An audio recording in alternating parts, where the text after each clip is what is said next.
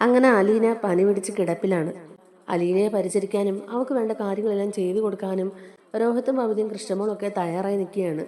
ബബിതയുടെ ഇപ്പോഴത്തെ പെരുമാറ്റത്തിലൊക്കെ ഒരുപാട് മാറ്റങ്ങൾ ഉണ്ടായിട്ടുണ്ടെങ്കിലും അലീനയോടുള്ള അവളുടെ സ്നേഹം അതങ്ങനെ വെട്ടി തുറന്ന് കാണിക്കുന്നൊന്നുമില്ല കേട്ടോ.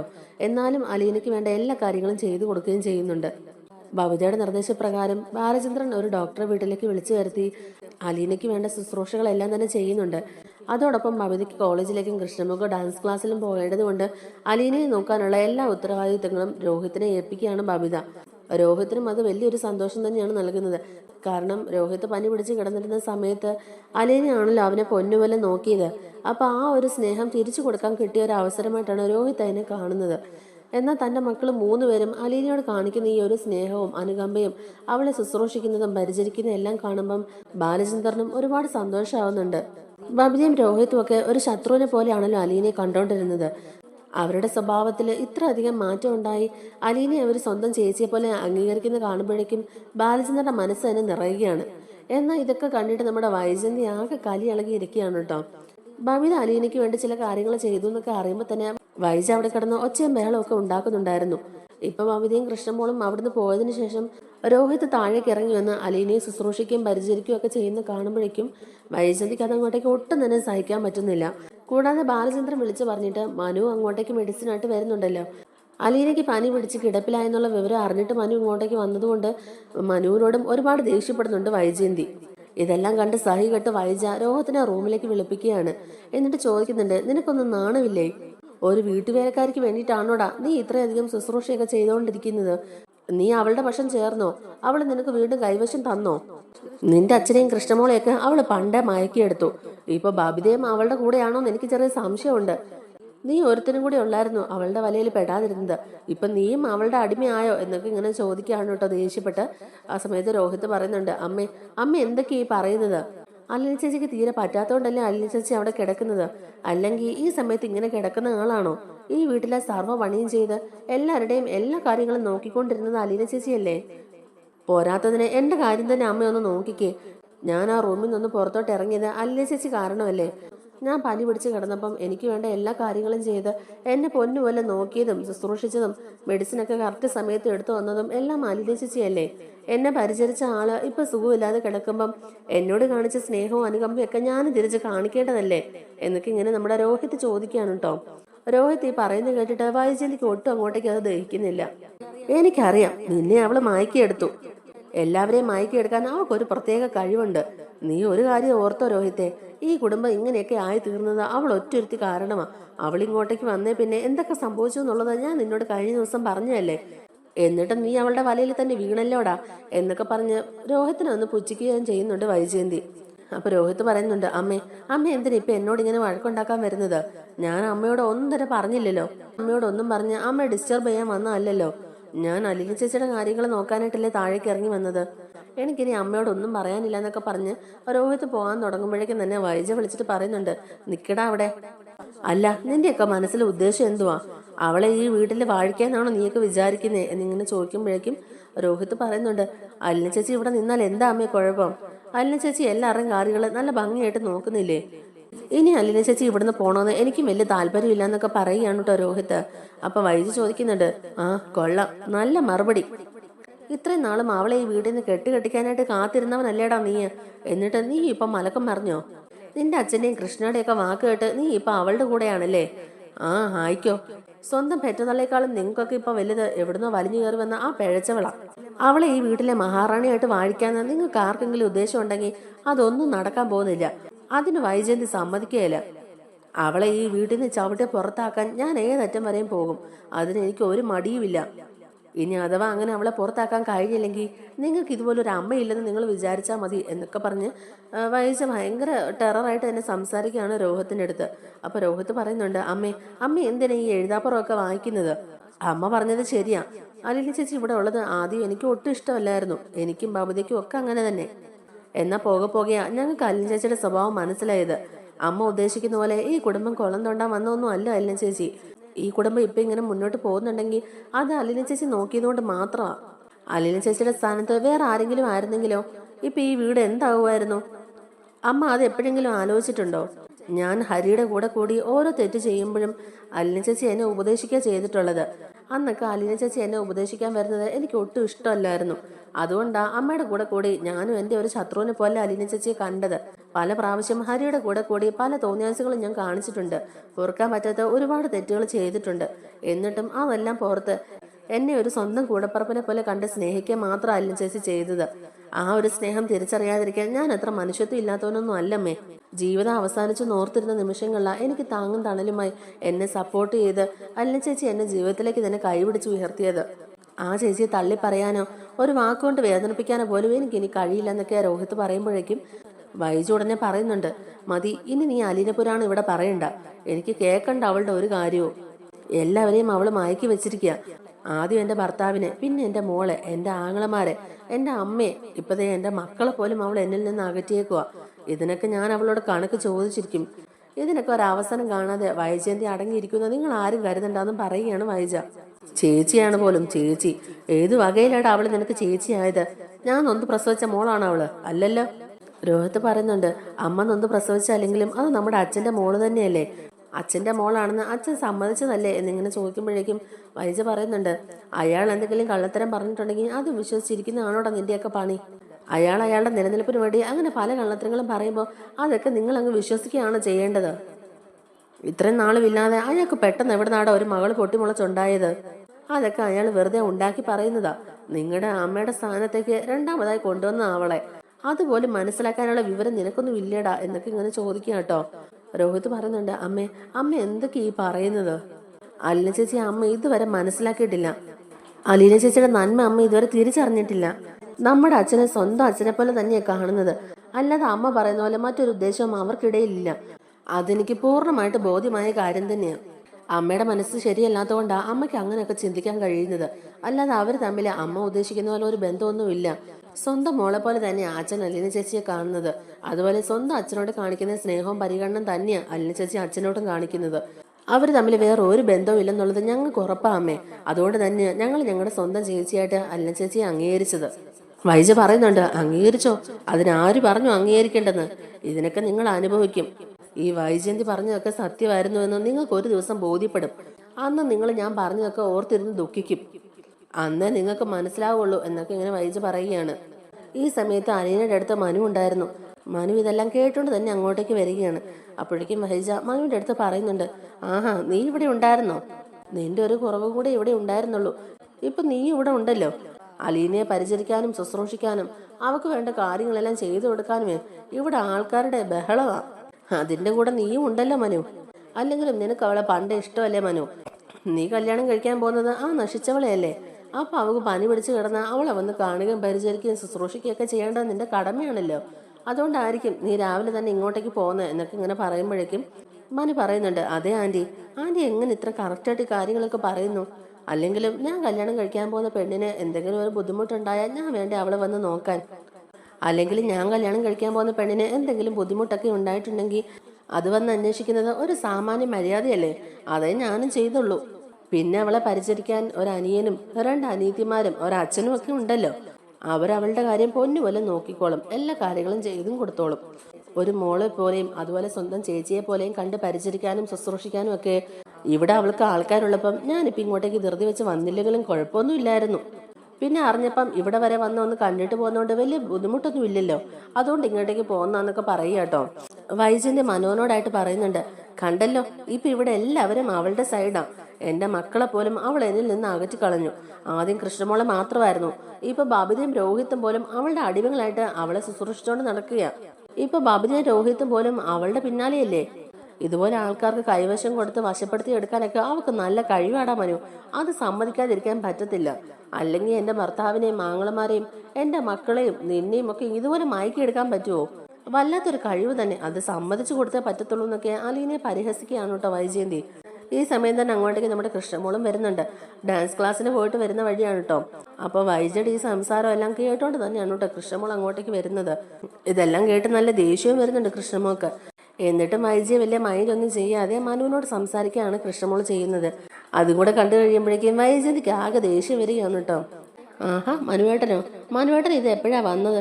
അല്ല ചേച്ചിയെ കാണാൻ വേണ്ടി വന്നതായിരിക്കും അല്ലേ? അല്ല അല്ല ചേച്ചി പനി പിടിച്ച് കിടപ്പിലായ വിവരം മനുവേട്ടൻ എങ്ങനെ അറിഞ്ഞേ എന്നൊക്കെ ഇങ്ങനെ കൃഷ്ണമോള് ചോദിക്കുന്നുണ്ട്. ആ സമയത്ത് മനു പറയുന്നുണ്ട്, അതൊക്കെ ഞാൻ അറിഞ്ഞു എന്ന് തന്നെ നീ കൂട്ടിക്കോ. എന്തായാലും പനി പിടിച്ച ഒരാൾ കിടപ്പിലാണെന്നൊക്കെ അറിയുമ്പം കാണാൻ വരുന്നത് ഒരു സാമാന്യ മര്യാദയല്ലേ. ഞാൻ എറണാകുളത്തേക്ക് പോയിക്കൊണ്ടിരിക്കുകയായിരുന്നു, അപ്പോഴാണ് ഈ വിവരം അറിഞ്ഞത്. പിന്നെ നേരെ ഇവിടെ വന്ന് കണ്ടേച്ചങ്ങ് പോകാന്ന് കരുതി. പോയാൽ പിന്നെ 3-4 ദിവസം കഴിഞ്ഞല്ലേ തിരിച്ചു വരുവുള്ളൂ. അതുകൊണ്ട് ഒന്ന് കയറി കണ്ടേച്ച് പോകാന്ന് കരുതി. പിന്നെ ഒരു പ്രിസ്ക്രിപ്ഷനും അയച്ചു തന്നിട്ടുണ്ടായിരുന്നു ഞങ്ങൾ മെഡിസിനൊക്കെ മേടിക്കാനുള്ളത്. എന്തായാലും മെഡിസിനൊക്കെ മേടിച്ചോണ്ട് കൊടുത്തിട്ടുണ്ട്. അലീന ചേച്ചിക്ക് ഇപ്പം എങ്ങനെയുണ്ട്, കുറവായോ എന്നിങ്ങനെ കൃഷ്ണമോള് ചോദിക്കുമ്പോഴേക്കും രോഹിത് പറയുന്നുണ്ട്, അങ്ങനെ കുറഞ്ഞിട്ടൊന്നുമില്ല, വൈറൽ ഫീവർ ആണെന്നല്ലേ ഡോക്ടർ പറഞ്ഞത്. എന്തായാലും 2-3 ദിവസം എടുക്കും കുറയാൻ. നന്നായിട്ട് റെസ്റ്റ് എടുക്കണമെന്ന് ഡോക്ടർ പ്രത്യേകം പറഞ്ഞിട്ടുണ്ട്. മനുവേട്ടൻ കൊണ്ടുവന്ന മെഡിസിനൊക്കെ കഴിച്ചിട്ട് കിടക്കുക. നല്ല ക്ഷീണം ഉണ്ടെന്ന് തോന്നുന്നു, നല്ല ഉറക്കത്തിലുമാ. ഉറങ്ങി എഴുന്നേക്കട്ടെ എന്ന് ഓർത്തു എന്നൊക്കെ. ഉറങ്ങി എഴുന്നേക്കുമ്പോൾ ഇച്ചിരി കഞ്ഞി കൊണ്ട് കൊടുക്കണമെന്നൊക്കെ ഇങ്ങനെ പറയാട്ടോ രോഹിത്. അപ്പോൾ വൈജ പറയുന്നുണ്ട്, ഓഹോ അപ്പൊ അത്രത്തോളം ആയല്ലേ കാര്യങ്ങള്. അവളെ നോക്കി ശുശ്രൂഷിക്കുകയൊക്കെ ചെയ്യുന്ന ഇപ്പൊ നീയാണോടാ? നീ എന്താ അവളുടെ വേലക്കാരനോ? നിനക്ക് നാണമില്ലേടാ ഇങ്ങനെ അവൾക്ക് വേണ്ടി അടിമപ്പണി ചെയ്യുന്നോണ്ട് നടക്കാൻ? നിന്നെയൊക്കെ വളർത്തി വലുതാക്കിയത് ഇതിനു വേണ്ടിയിട്ടാണോ എന്നൊക്കെ ഇങ്ങനെ ചോദിച്ച് വൈജ പൊട്ടിത്തെറിക്കുകയാണ്. എന്നാ പിന്നെ ഒരു കാര്യം ചെയ്യ്, അവക്ക് നീ കോരിയും കൂടെ കൊടുക്കടാ, അതാവുമ്പോ തൃപ്തി ആയല്ലോ എന്നിങ്ങനെ പറയുമ്പോഴേക്കും രോഹിത് പറയുന്നുണ്ട്, അമ്മേ ഞാൻ പനി പിടിച്ച് ഛർദ്ദിച്ച് കിടന്നപ്പം അല്ല ചേച്ചി എന്നെ എങ്ങനെയാ നോക്കി എന്നുള്ളതൊക്കെ എനിക്കറിയാം. എന്നോട് കാണിച്ച സ്നേഹം അനുകമ്പയൊക്കെ അതേപോലെ തിരിച്ചു കാണിക്കാൻ കഴിഞ്ഞില്ലെങ്കിലും ഞാൻ എന്നെ കൊണ്ട് കഴിയും പോലെ എല്ലാം ചെയ്തു കൊടുക്കണമെന്ന് തന്നെ ആഗ്രഹിക്കുന്നത്. തെറ്റും ശരിയൊക്കെ ഏതെന്ന് തിരിച്ചറിയാനുള്ള പ്രായമൊക്കെ ആയി എനിക്ക്. ഒരാൾ സുഖമില്ലാതെ കിടക്കുമ്പം അവർക്ക് വേണ്ടി നമ്മളെ കൊണ്ട് ചെയ്യാൻ പറ്റുന്ന സഹായങ്ങളൊക്കെ ചെയ്തു കൊടുക്കുന്നത് അത്ര വലിയ തെറ്റായിട്ട് എനിക്ക് തോന്നുന്നില്ല. അതുകൊണ്ട് അമ്മ ഇക്കാര്യത്തിൽ ഇടപെടണ്ട എന്നൊക്കെ പറഞ്ഞുകൊണ്ട് തന്നെ രോഹിത് അവിടെ നിന്ന് പോകുന്നുണ്ട് കേട്ടോ. അത് വൈജയന്തിക്ക് ഭയങ്കര നാണക്കേടുണ്ടാക്കി. കാരണം മനുവും കൃഷ്ണമോളും ഒക്കെ അത് കേട്ടോണ്ട് നിൽക്കുകയായിരുന്നു. കൃഷ്ണമോള് ചോദിക്കുന്നുണ്ട്, അമ്മയ്ക്ക് നേരെ നിവർന്ന് നിൽക്കാനോ നടക്കാനോ പോലും വയ്യ. ആ സമയത്ത് അമ്മ റൂമിൽ അടങ്ങി ഒതുങ്ങി ഇരുന്നാൽ പോരെ? അമ്മ എന്തിനു വെറുതെ രോഹിയേട്ടനെ ചൊറിയാൻ പോയത്? അതുകൊണ്ടല്ലേ രോഹിയേട്ടന്റെ വായന ഇപ്പൊ അതൊക്കെ കേൾക്കേണ്ടി വന്നത് എന്നിങ്ങനെ ചോദിക്കുമ്പോഴേക്കും വൈജയന്തി പറയുന്നുണ്ട്, അല്ലെങ്കിലും എനിക്കറിയാവിടി, എല്ലാം ഇപ്പൊ അവളുടെ കയ്യിലല്ലേ. അവള് പറയുന്നതാണല്ലോ ഇപ്പൊ എല്ലാവർക്കും വേദവാക്യം. പെറ്റതള്ള ഞാൻ ഒരുത്തി ഇവിടെ കിടപ്പുണ്ട്. ആർക്കെങ്കിലും ആ ഒരു ചിന്തയുണ്ടോ? എനിക്കും സുഖമില്ലാതെ ഞാൻ ഇതിനകത്ത് കിടപ്പുണ്ട്, ആ ഒരു ബോധം ആർക്കെങ്കിലും ഉണ്ടോ? അവക്കൊരു ചെറിയ പനി വന്നെന്നും പറഞ്ഞ് അവളെ പരിചരിക്കാൻ ഇപ്പൊ ആൾക്കാരുടെ ക്യൂ അവിടെ. അതേ സ്ഥലത്ത് പെറ്റതള്ള ഇവിടെ കിടപ്പുണ്ട്. ഒരു ഗ്ലാസ് വെള്ളം എടുത്തു തരാനോ ഒരു ഓയിൽമെന്റ് പുരട്ടി തരാനോ പോലും നിങ്ങൾക്ക് ആർക്കെങ്കിലും തോന്നിയോ എന്നൊക്കെ ഇങ്ങനെ ചോദിക്കുക കേട്ടോ. അപ്പൊ കൃഷ്ണമോള് പറയുന്നുണ്ട്, അത് അമ്മയുടെ കയ്യിലിരിപ്പ് കൊണ്ട് തന്നെയല്ലേ. ആരെങ്കിലും അമ്മയുടെ റൂമിലോട്ട് വന്നിട്ടുണ്ടെങ്കിൽ അമ്മ ഉടനെ അവരോട് തട്ടിക്കയറാനല്ല നിൽക്കുന്നത്. എന്തെങ്കിലും സഹായം വേണോന്ന് ചോദിച്ചു വന്നാൽ അമ്മ അത് ചെയ്യാൻ സമ്മതിക്കുവോ? എന്തെങ്കിലും ചെയ്തു തരണമെന്ന് ചോദിച്ചു വന്നാൽ അമ്മ ഉടനെ അവരോട് ദേഷ്യപ്പെടുകയല്ലേ ചെയ്യുന്നത്. നേരെ കാണുമ്പോൾ കടിച്ചു കീറാൻ വരുന്ന ഒരാൾക്ക് എന്ത് സഹായം ചെയ്തു കൊടുക്കാനാ? അമ്മയുടെ ഈ പെരുമാറ്റം കാരണം ആരും അമ്മയുടെ അടുത്തേക്ക് വരാത്തെന്നൊക്കെ ഇങ്ങനെ കൃഷ്ണമോള് പറയുമ്പോഴേക്കും വൈജയന്തി പറയുന്നുണ്ട്, ആയിക്കോട്ടെ, അങ്ങനെ തന്നെ ആയിക്കോട്ടെ. എത്ര നാൾ നിങ്ങൾ ഇവളിങ്ങനെ പൂവിട്ട് പൂജിക്കുന്നൊക്കെ എനിക്കൊന്ന് കാണണം. അവസാനം എല്ലാത്തിനെയും കഴുത്തി പിടിച്ച് പുറത്താക്കുന്ന ഒരു ദിവസം വരും. അന്ന് ഈ അമ്മ പറഞ്ഞൊക്കെ ശരിയാണെന്ന് നിങ്ങൾക്ക് തോന്നുന്നൊക്കെ പറയുകയാണ് വൈജയന്തി. അതിനി അധികം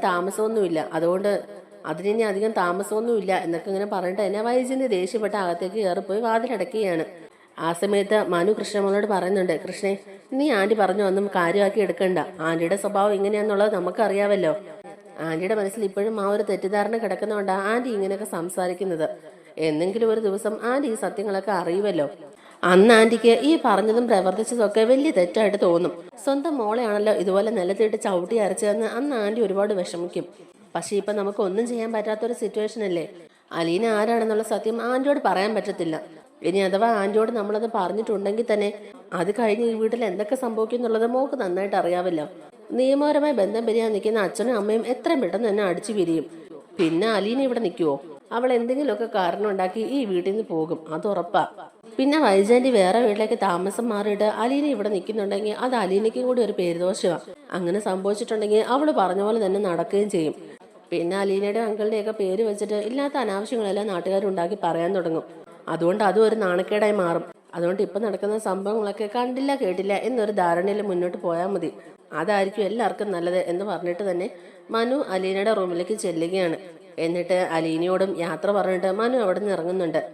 എറണാകുളത്തേക്ക് പോവുകയാണെന്നും 3-4 ദിവസം കഴിഞ്ഞ് തിരികെ വരുമ്പം വന്ന് കാണാമെന്നും ഒക്കെ പറയുന്നുണ്ട് കേട്ടോ. അങ്ങനെ മനു രോഹിത്തിനോടും അതുപോലെ കൃഷ്ണമോളോടും അലീനയോടും ഒക്കെ യാത്ര പറഞ്ഞിട്ട് അവിടെ നിന്ന് പോകുന്നുണ്ട്. വൈകുന്നേരം ആകുമ്പോഴേക്കും ബബിത കോളേജിൽ നിന്ന് തിരിച്ചു വരിക കേട്ടോ. വന്ന വഴി ആദ്യം തന്നെ അലീനയുടെ റൂമിൽ കയറി അലീനയ്ക്ക് ഇപ്പം എങ്ങനെയുണ്ടെന്നൊക്കെ ഉള്ളത് അന്വേഷിച്ചിട്ട് അവൾക്ക് പനിക്കുന്നൊക്കെ ഉണ്ടെന്നൊക്കെ ഉള്ളത് നോക്കിയിട്ടാണ് ഡ്രസ്സ് ചേഞ്ച് ചെയ്യാനായിട്ട് ബബിതയുടെ റൂമിലേക്ക് പോകുന്നത്. ഡ്രസ്സൊക്കെ ചേഞ്ച് ചെയ്ത് വന്നതിന് ശേഷം അവൾ കിച്ചണിൽ കയറി ഒരു കോഫിയൊക്കെ ഇട്ടുകൊണ്ട് അലീനയ്ക്ക് കൊണ്ട് കൊടുക്കുന്നുണ്ട്. കൂടെ റസ്കും ബിസ്ക്കറ്റും ഒക്കെ എടുത്തോണ്ടാണ് കേട്ടോ വരുന്നത്. വന്നതിന് ശേഷം അലീനയെ എഴുന്നേപ്പിച്ചിരുത്തിയിട്ട് അവൾ ഈ റസ്ക് കോഫിയിൽ മുക്കിയിട്ട് അലീനയ്ക്ക് കൊടുക്കുന്നുണ്ട്. ബബിതയുടെ ഈ ഒരു സ്നേഹമൊക്കെ കാണുമ്പം അലീനയ്ക്ക് തന്നെ അങ്ങ് കണ്ണ് നിറയുക കേട്ടോ.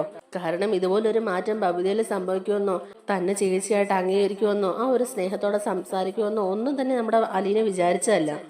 എന്നാൽ ബബിതയുടെ സ്വഭാവം അടിമുടി മാറിയതൊക്കെ ഓർക്കുമ്പോഴേക്കും അലീനയ്ക്ക് തന്നെ ഒരുപാട് സന്തോഷമാവുന്നുണ്ട്. അതിനുശേഷം കൃഷ്ണമോളും ബബിതയും കൂടി കിച്ചണിൽ കയറി രാത്രിയിലേക്കുള്ള ഡിന്നറൊക്കെ റെഡിയാക്കുന്നുണ്ട്. രോഹിത് അലീനയുടെ കൂടെ തന്നെ നിന്നുകൊണ്ട് അവൾക്ക് വേണ്ട കാര്യങ്ങളെല്ലാം ചെയ്തു കൊടുക്കുകയും ചെയ്യുന്നുണ്ട്. നന്നായിട്ട് റെസ്റ്റ് എടുക്കണമെന്ന് ഡോക്ടർ പ്രത്യേകം പറഞ്ഞിട്ടുണ്ടല്ലോ. അതുകൊണ്ട് തന്നെ അലീനയെ കൊണ്ട് അവരാരും ഒരു പണിയും ചെയ്യിക്കുന്നില്ല. അലീനയ്ക്ക് വേണ്ട കാര്യങ്ങളും വീട്ടിലെ പണികളും എല്ലാം അവർ 3 പേരും കൂടെ തന്നെ ചെയ്യുന്നുണ്ട്. ഞങ്ങൾക്ക് എല്ലാവർക്കും വേണ്ടി ചേച്ചി ഇത്രയും നാളും ഒരുപാട് കഷ്ടപ്പെട്ടതല്ലേ. ഇനി ചേച്ചി 3 ദിവസം റെസ്റ്റ് എടുക്കുക. ഈ വീട്ടിലെ പണികളെല്ലാം ഞങ്ങൾക്ക് ചെയ്യാനുള്ളതേ ഉള്ളൂ. ഞങ്ങളെ കൊണ്ട് പറ്റും പോലെ ഈ പണികളെല്ലാം ചെയ്യാന്നൊക്കെ പറഞ്ഞ് അവർ 3 പേരും മത്സരിച്ച് തന്നെ നിൽക്കുകയാണ്. അങ്ങനെ മുറ്റം അടിക്കുന്നതും പാത്രം കഴുകുന്നതും കിച്ചണിലെ ഫുഡ് ഉണ്ടാക്കുന്നതും തുണി വാഷ് ചെയ്യുന്നതുമായ എല്ലാ പണികളും അവർ 3 പേരും തന്നെ ചെയ്യുന്നുണ്ട് കേട്ടോ. എന്നാൽ ഇതെല്ലാം കണ്ടിട്ട് വൈജയന്തി ആകെ മത ഇളകിയ ആനയെപ്പോലെ നടക്കുകയാണ്.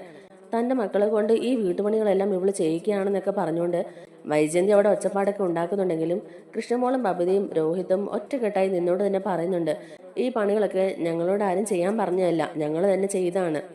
സ്വന്തം വീട്ടിലെ പണികൾ ചെയ്യുന്നതിൽ ഇത്ര നാണക്കേടൊന്നും ഇല്ലല്ലോ എന്നൊക്കെ പറഞ്ഞു തന്നെ അവർ 3 പേരും എല്ലാ പണികളും ചെയ്യുന്നുണ്ട്. അതിനുശേഷം ഷോപ്പിൽ നിന്ന് ബാലചന്ദ്രൻ തിരിച്ച് വീട്ടിലേക്ക് വരികയാണ്. ബാലചന്ദ്രൻ ഷോപ്പിൽ നിന്ന് വന്നതിന് ശേഷം ആലിനയുടെ കാര്യങ്ങളാണ് ആദ്യം തന്നെ കൃഷ്ണമോളോടും ബബിതയോടും ഒക്കെ ചോദിക്കുന്നത്. മെഡിസിനൊക്കെ ഞങ്ങൾ കറക്റ്റ് സമയത്ത് തന്നെ കൊടുക്കുന്നുണ്ട് അച്ഛാ, ഒരു കുഴപ്പമില്ല. അല്ല ചേച്ചിയെ നല്ല രീതിക്ക് തന്നെ ഞങ്ങൾ നോക്കുന്നുണ്ടെന്നൊക്കെ കൃഷ്ണമോള് പറയാം കേട്ടോ. അപ്പൊ അവർ 3 പേരും ഒറ്റ സ്വരത്തിൽ ഇത് പറയുന്നത് കേൾക്കുമ്പോഴേക്കും ബാലചന്ദ്രൻ ഒരുപാട് സന്തോഷമാവുന്നുണ്ട്. ബാലചന്ദ്രൻ അലീനയുടെ അടുത്തേക്ക് ചെന്നിട്ട് ചോദിക്കുന്നുണ്ട്, ഇപ്പൊ എങ്ങനെയുണ്ട് മോളേന്ന്. കുഴപ്പമില്ല അച്ഛാ, കുറവായി വരുന്നുണ്ട്. പക്ഷേ ഇവരാരും എന്നെ ഈ ബെഡിൽ നിന്ന് എഴുന്നേക്കാൻ പോലും സമ്മതിക്കുന്നില്ല. എനിക്ക് അതിന് മാത്രം വലിയ പനിയൊന്നുമില്ല.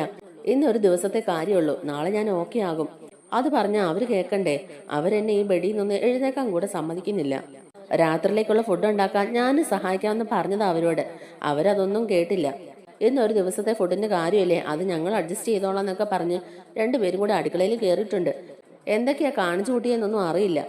ബാലചന്ദ്രൻ പറഞ്ഞുണ്ട്, അത് സാരമില്ല മോളെ, ഇന്നൊരു ദിവസത്തെ കാര്യമല്ലേ, മോള് നന്നായിട്ട് റെസ്റ്റ് എടുക്കുക. ആദ്യം മോളുടെ പനിയൊക്കെ മാറട്ടെ, ഈ ദേഹത്ത് വേദനയും ക്ഷീണമൊക്കെ ഒന്ന് കുറയട്ടെ. അത് കഴിഞ്ഞ് മോള് പണിയെക്കുറിച്ചൊക്കെ ആലോചിച്ചാൽ മതി. ഇനിയിപ്പോൾ അവരെന്തെങ്കിലും തട്ടിക്കൂട്ടിയിട്ടുണ്ടാകും, അത് പഠിച്ച് അഡ്ജസ്റ്റ് ചെയ്യാം. പോരെങ്കിൽ നമുക്ക് ഫുഡ് പുറത്തുനിന്ന് ഓർഡർ ചെയ്യാം, അതുപോലെ. എന്തായാലും മോള് നന്നായിട്ട് റെസ്റ്റ് എടുക്കുക എന്ന് പറഞ്ഞിട്ട് തന്നെ നേരെ ബാലചന്ദ്രന്റെ റൂമിലേക്ക് തന്നെ കയറി ചെല്ലുകയാണ്. ബാലചന്ദ്രൻ വന്ന കാര്യം അറിഞ്ഞുകൊണ്ട് തന്നെ ബാലചന്ദ്രൻ റൂമിലേക്ക് കയറി പോയതിനു ശേഷം വൈജയും പിന്നാലെ റൂമിലേക്ക് പോകുന്നുണ്ട്. വൈജ അങ്ങോട്ടേക്ക് ചെന്നിട്ട് ബാലചന്ദ്രനോട് പറയുന്നുണ്ട്, അലീനയെ എത്രയും പെട്ടെന്ന് തന്നെ ഇവിടുന്ന് പറഞ്ഞു വിടണം. ഒരു വീട്ടുവേലക്കാരിയുടെ അടിമപ്പണി ചെയ്യാൻ വേണ്ടിയിട്ടല്ല ഞാൻ എൻ്റെ മക്കളെ വളർത്തി ഇത്രയും വലുതാക്കിയത്. അവർക്കതിന്റെ ആവശ്യവുമില്ല. രാവിലെ മുതൽ 3 പേരും അലീനയുടെ പിന്നാലെ തന്നെയാ. അവളെ പരിചരിക്കാനും ശുശ്രൂഷിക്കാനും ഒക്കെ അവൾക്ക് എന്തൊരു ഉത്സാഹമാ. അമ്മ ഒരുത്തി ഞാൻ അപ്പുറത്തെ റൂമിൽ കിടപ്പുണ്ട്. എന്നെ നോക്കാനോ എൻ്റെ കാര്യങ്ങൾ അന്വേഷിക്കാനോ ആർക്കും ഇവിടെ സമയമില്ല. അവളല്ലേ എൻ്റെ മക്കളെപ്പോലും എന്നിൽ നിന്ന് അകറ്റി കൈവശപ്പെടുത്തി വെച്ചിരിക്കുന്നത്. എൻ്റെ മക്കളും അവൾ ഇവിടെ ഇട്ട് കഷ്ടപ്പെടുത്തുക. എനിക്കതൊന്നും കണ്ടോണ്ടിരിക്കാൻ കഴിയില്ല. അതുകൊണ്ട് എത്രയും പെട്ടെന്ന് തന്നെ അവളെ ഇവിടുന്ന് പറഞ്ഞു വിടണം എന്നിങ്ങനെ വൈജയന്തി പറയുമ്പോഴേക്കും ബാലേന്ദ്രൻ പറയുന്നുണ്ട്, ഇല്ല, ഒരിക്കലും അവളെ ഇവിടുന്ന് പറഞ്ഞു വിടാനാവില്ല. അലീന എൻ്റെ മോളാ, അവൾ എൻ്റെ വീട്ടിലാണ് നിൽക്കുന്നത്. രോഹിത്തും ബബിതയും കൃഷ്ണമോളും ഒക്കെ അലീനയെ ഒരു ചേച്ചിയായിട്ട് അംഗീകരിക്കുന്നതുകൊണ്ടാ അവളെ അവർ പൊന്നുപോലെ നോക്കുന്നത്. അവൾ അവരോട് കാണിച്ച സ്നേഹം അവർക്ക് തിരിച്ചു കൊടുക്കുന്നു, അത്രേ ഉള്ളൂ. സ്നേഹം അങ്ങോട്ടേക്ക് കൊടുത്താൽ മാത്രമേ തിരിച്ചു കിട്ടുകയുള്ളൂ. നിനക്കില്ലാതെ പോയത് അതാണ് വൈജയ്. നിനക്ക് ആരെയും സ്നേഹിക്കാൻ അറിയില്ല. എപ്പോഴും നിനക്ക് നിന്റെ കാര്യം മാത്രമാ. നിന്റെ മനസ്സിൽ എപ്പോഴും ഒരു സ്വാർത്ഥതയാ. നീ മനസ്സിൽ എന്താണോ ഉദ്ദേശിക്കുന്നത് അത് മാത്രം നടത്തിയെടുക്കണമെന്നാണ് നിന്റെ ലക്ഷ്യം. അതിൽ മറ്റുള്ളവരുടെ ഇഷ്ടാനിഷ്ടങ്ങൾ ഒന്നും തന്നെ നീ നോക്കാറില്ല. ഭർത്താവിന്റെ പോട്ടെ, സ്വന്തം മക്കളുടെ ഇഷ്ടങ്ങൾ പോലും നീ വകവയ്ക്കാറില്ല. അതിന്റെയൊക്കെ ഒരു തിരിച്ചടിയാന്ന് തന്നെ നീ ഇത് കൂട്ടിയാൽ മതി എന്നൊക്കെ ഇങ്ങനെ ബാലചന്ദ്രൻ പറയുകയാണ്. അതിന്റെ ഒരു തിരിച്ചടി കിട്ടിയതാണെന്ന് നീ ഓർത്താ മതി എന്നിങ്ങനെ ബാലചന്ദ്രൻ പറയുമ്പോഴേക്കും വൈജയന്തി പറയുന്നുണ്ട്, ഇല്ല, അതിനൊരിക്കലും ഞാൻ അനുവദിക്കില്ല. ഇതൊന്നും കാണാനും കേൾക്കാനും വയ്യാത്തതുകൊണ്ട് ആ ഹോസ്പിറ്റലിൽ നിന്ന് ഡിസ്ചാർജ് ആയി നേരെ ഞാൻ വാടക വീട്ടിലേക്ക് പോകാൻ പോയത്. ആ സമയത്ത് എൻ്റെ ആങ്ങളമാർ എന്നെ ഇവിടെ കൊണ്ടുവന്ന് തള്ളിയിട്ടിട്ട് പോയി. നിവർത്തികേട് കൊണ്ട് മാത്രമാണ് ഞാനിവിടെ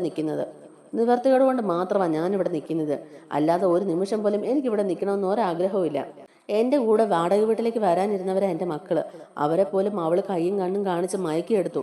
ഇപ്പൊ അവളുടെ പിന്നാലെ സേവ ചെയ്തുകൊണ്ട് നടക്കുക എല്ലാവരും. ഒരാൾ കഞ്ഞു കുടിപ്പിക്കുന്നു, മരുന്ന് കുടിപ്പിക്കുന്നു, കാല് തുടച്ചു കൊടുക്കുന്നു. എന്തൊക്കെ കാണണം. ഇതിനു മുമ്പ് ഈ വീട്ടിൽ അങ്ങനെ ഒരു സംഭവം ഒന്നും നടന്നിട്ടില്ലല്ലോ. പിന്നെ ഇപ്പൊ മാത്രം എന്താ എന്നൊക്കെ ഇങ്ങനെ ചോദിക്കുമ്പോഴേക്കും ബാലേന്ദ്രൻ പറയുന്നുണ്ട്, അത് സ്നേഹം എന്താണെന്നുള്ളത് അലീനയിൽ നിന്ന് അവർ മനസ്സിലാക്കിയത് കൊണ്ടാ. നിന്റെ അടുത്തൊന്നും എന്തായാലും അതൊന്നും മനസ്സിലാക്കാൻ പറ്റത്തില്ലല്ലോ. നീ എപ്പോഴും വഴക്കുണ്ടാക്കാനും കുത്തിത്തിരിപ്പുണ്ടാക്കാനും അല്ലേ മക്കളെ പഠിപ്പിച്ചിട്ടുള്ളൂ. സ്നേഹം എന്താണെന്ന് അവർ കണ്ടതും മനസ്സിലാക്കിയതും അലീന വന്നതീ പിന്നെയാ. അലീന അവരോട് സ്നേഹത്തിൽ നിൽക്കുന്നോണ്ടാ തിരിച്ച് അവരും അലീനയോട് സ്നേഹം കാണിക്കുന്നത്. അതാ ആദ്യം നീ മനസ്സിലാക്കേണ്ടത്. അവളെ അംഗീകരിക്കാൻ കഴിയാത്ത ആരും ഈ വീട്ടിൽ നിൽക്കണമെന്ന് എനിക്കൊരു നിർബന്ധവും ഇല്ല. അതുപോലെ ആരുടെയും തീരുമാനങ്ങൾക്ക് വഴങ്ങി അവളെ ഇവിടുന്ന് എങ്ങോട്ടും പറഞ്ഞു വിടാനും ഞാൻ തയ്യാറല്ല. അവൾ എൻ്റെ മോളാ. ഞാൻ കഷ്ടപ്പെട്ട് അധ്വാനിച്ചുണ്ടാക്കിയ വീട്ടിലാ എൻ്റെ മോള് നിൽക്കുന്നത്. അവളെ എങ്ങോട്ടേക്കും പറഞ്ഞു വിടാൻ ആർക്കും ഒരു അധികാരവും ഇല്ല എന്നൊക്കെ നമ്മുടെ ബാലചന്ദ്രൻ പറയുന്നുണ്ട്. ആ സമയത്ത് വൈജയന്തി പറയുന്നുണ്ട്, ഓഹോ അങ്ങനെയാണല്ലേ. നിങ്ങളുടെ ഉദ്ദേശമൊക്കെ എനിക്ക് നന്നായിട്ട് അറിയാം. അതെന്തായാലും നടക്കാൻ പോകുന്നില്ല. നിങ്ങളുമായിട്ട് ഒരു കുടുംബജീവിതം നയിക്കണമെന്ന് എനിക്കൊരാഗ്രഹവും ഇല്ല. നിയമപരമായി ബന്ധം ഏർപ്പെടുത്താൻ തന്നെ ഞാൻ തീരുമാനിച്ചേക്കുന്നത്. എൻ്റെ അവസ്ഥ ഇതായിപ്പോയി, അതുകൊണ്ട് മാത്രമാ. അല്ലെങ്കിൽ എപ്പോഴേ കാര്യങ്ങളൊക്കെ ഞാൻ ഉദ്ദേശിച്ച പോലെ നടന്നേനെന്നൊക്കെ വൈജയന്തി പറയുമ്പോഴേക്കും ബാലേന്ദ്രൻ പറയുന്നുണ്ട്, നിന്റെ അവസ്ഥ എന്തായാലും അതൊന്നും എന്നെ ബാധിക്കുന്ന കാര്യമല്ല. നീ എന്ത് ചെയ്താലും അതൊന്നും എന്നെ ബാധിക്കുന്ന കാര്യമല്ല വൈജയന്തി. നീയും ഞാനും തമ്മിൽ ഇപ്പോൾ ഒരു ബന്ധവും ഇല്ല. നിന്നെ ഒരു ഭാര്യയായിട്ട് അംഗീകരിക്കാനോ ആ സ്ഥാനത്ത് കാണാനോ എനിക്കിനി കഴിയില്ല. അതൊക്കെ ഞാൻ നേരത്തെ ഉപേക്ഷിച്ചു. ഇപ്പൊ വേണമെങ്കിൽ എൻ്റെ കുട്ടികളുടെ അമ്മയായിട്ട് നിനക്ക് ഈ വീട്ടിൽ തുടരാം. അതും എനിക്ക് നിർബന്ധമൊന്നുമില്ല. നിനക്ക് ആഗ്രഹം ഉണ്ടെങ്കിൽ മാത്രം നീ ഇവിടെ നിന്നാൽ മതി. എൻ്റെ മക്കൾ എൻ്റെ സ്നേഹം തിരിച്ചറിഞ്ഞ് എൻ്റെ കൂടെ നിൽക്കുന്നുള്ള കാര്യം എനിക്ക് ഉറപ്പാ. അതുകൊണ്ട് നീ നിന്റെ കാര്യം നോക്കി പോകാൻ നോക്ക് എന്നും പറഞ്ഞുകൊണ്ട് വൈജയന്തി അടച്ച് ആക്ഷേപിക്കുന്നുണ്ട് ബാലചന്ദ്രൻ. വൈജ പറയുന്നുണ്ട്, അങ്ങനെ ഇപ്പൊ നിങ്ങളെ സുഖിച്ച് ജീവിക്കാൻ ഞാൻ അനുവദിക്കില്ല. ഞാൻ കാണിച്ചു തരാം. ഈ വൈജയന്തി ആരാന്നുള്ളത് നിങ്ങൾ കാണാൻ പോകുന്നതേ ഉള്ളൂ. മകളാന്നും പറഞ്ഞ് അവളെ ഇവിടെ നിർത്തിയേക്കുന്നതിന്റെ ഉദ്ദേശമൊക്കെ എനിക്ക് നന്നായിട്ട് അറിയാം. നിങ്ങൾ എന്നെ വിഡ്ഢിയാക്കാനൊന്നും നോക്കണ്ട. എനിക്കറിയാം നിങ്ങളുടെ ഉദ്ദേശമൊക്കെ. ഞാൻ ഉടനെ തന്നെ ഈ വീട്ടിൽ നിന്ന് പോകും. അതിനുശേഷം നിങ്ങളെ ഞാനിവിടെ സുഖമായിട്ട് ജീവിക്കാൻ സമ്മതിക്കുകയില്ല. എല്ലാത്തിനും ഞാൻ കോടതി കയറ്റും എന്നൊക്കെ വീമ്പിളക്കുകയാണ് കേട്ടോ വൈജ. അപ്പൊ ബാലേന്ദ്രൻ പറയുന്നുണ്ട്, നിനക്ക് എന്ത് ചെയ്യാൻ പറ്റുമോ അതൊക്കെ നീ ചെയ്തോ. എന്ത് വന്നാലും അതൊക്കെ നേരിടാനും അതൊക്കെ ഫേസ് ചെയ്യാനും ഞാൻ തയ്യാറായി തന്നെയാണ് നിൽക്കുന്നത്. നീ എന്നല്ല, നിന്റെ ആങ്ങളന്മാരോ നിന്റെ അമ്മാവന്മാരോ നിന്റെ അമ്മയോ വിചാരിച്ചാൽ പോലും എന്നെ ഒരു ചുക്കും ചെയ്യാൻ പറ്റില്ല. അതുപോലെ തന്നെ അലീനെ ഈ വീട്ടിൽ നിന്ന് പറഞ്ഞു വിടാൻ അവർക്ക് ആർക്കും പറ്റത്തില്ലെന്നും പറഞ്ഞ് വൈജയന്തിയെ വെല്ലുവിളിക്കുകയും ചെയ്യുന്നുണ്ട് ബാലചന്ദ്രൻ. എല്ലാവരെയും ഞാൻ കാണിച്ചു തരാം എന്നൊക്കെ പറഞ്ഞുകൊണ്ട് തന്നെ ദേഷ്യപ്പെട്ട് വൈജ താഴേക്ക് ഇറങ്ങി പോകുന്നുണ്ട്. അതിനുശേഷം ബാലചന്ദ്രൻ ആലോചിച്ച് അലീനയുടെ ജീവിതം സേഫ് ആക്കാൻ എന്തെങ്കിലും കാര്യങ്ങൾ ഉടനെ ചെയ്യണമെന്ന് തീരുമാനിക്കുകയാണ്. അങ്ങനെ അലീനയുടെ പേർക്ക് തൻ്റെ കുറച്ച് സ്വത്തുക്കളൊക്കെ എഴുതി വെക്കുന്നതും അവളുടെ അക്കൗണ്ടിലേക്ക് ഫിക്സഡ് ഡെപ്പോസിറ്റ് ആയിട്ട് കുറച്ച് കാശ് സെൻഡ് ചെയ്തിടുന്ന കാര്യങ്ങളൊക്കെ നമ്മുടെ ബാലചന്ദ്രൻ ഇരുന്ന് ആലോചിക്കുന്നുണ്ട്. അധികം വൈകാതെ തന്നെ അലീനയുടെ പേർക്ക് കുറച്ച് സ്വത്തുക്കളൊക്കെ എഴുതി വെക്കുന്ന കാര്യങ്ങളെക്കുറിച്ച് ഡീറ്റെയിൽ ആയിട്ട് തന്നെ ബാലചന്ദ്രൻ ഇരുന്ന് ആലോചിക്കുകയും ഗോവർദ്ധനുമായിട്ട് ഡിസ്കസ് ചെയ്യുകയും ചെയ്യുന്നുണ്ട് കേട്ടോ. അപ്പോൾ നമ്മുടെ വീഡിയോ ഇഷ്ടമായിട്ടുണ്ടെങ്കിൽ ഒന്ന് ലൈക്ക് ചെയ്യാനും നമ്മുടെ ചാനലിലൂടെ ഒന്ന് സബ്സ്ക്രൈബ് ചെയ്ത് സപ്പോർട്ട് ചെയ്യാനും മറക്കല്ലേ. താങ്ക്